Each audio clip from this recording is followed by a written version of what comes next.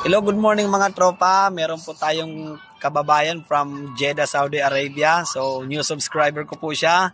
Ako po ay labis na nagpapasalamat sa iyo kabayan, Sir Stephen Jake Rosario. Thank you po sa iyo sa pagbibigay mo ng time para panoorin yung video ko.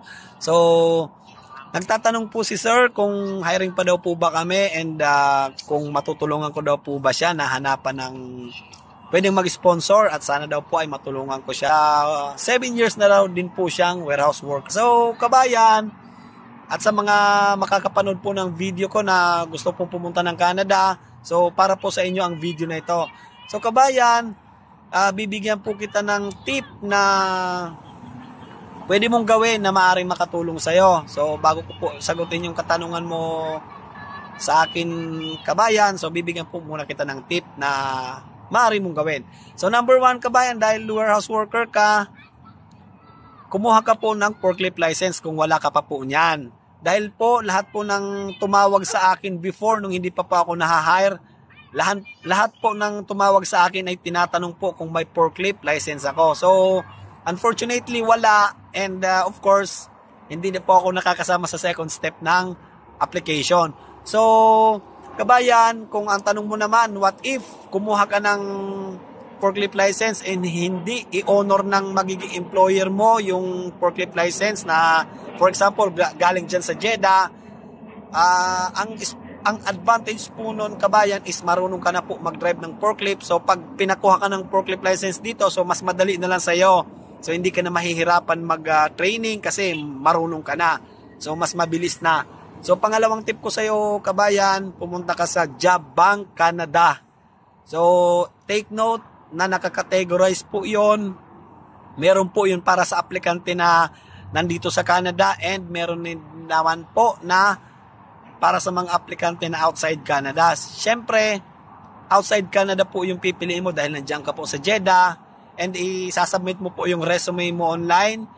So, yung mga possible na maging employer mo, yung mga gusto kang kunin, mag-i-email sa iyo yan at i-interviewin ka niyan online. So, ganyan po yung gagawin mo, kabayan. Bibigyan ka naman nila ng instruction kung ano ang gagawin mo.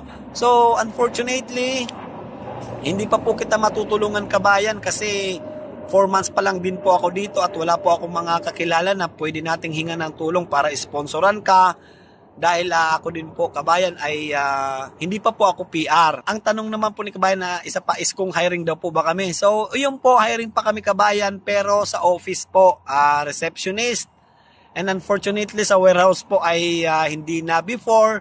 I think last month, hiring kami ng isang delivery driver, pero nakakuha na po kami ng bagong driver kasi yung isa po ay nag-resign, lumipat po ng probinsya.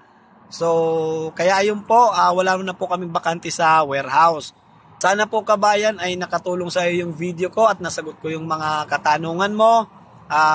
Inuulit ko po, pasensya na po, kabayan, dahil hindi po pa po kita matutulungan na may mahanapan ng mag-i-sponsor papunta dito ng Canada. Actually, marami pong nagme-message sa akin na kung pwede ko daw din po silang tulungan na makarating ng Canada. So, unfortunately, wala pa po akong kakayanan para makatulong sa mga gustong pumunta ng Canada dahil ako po ay hindi pa rin po PR and 4 months pa lang din po ako dito.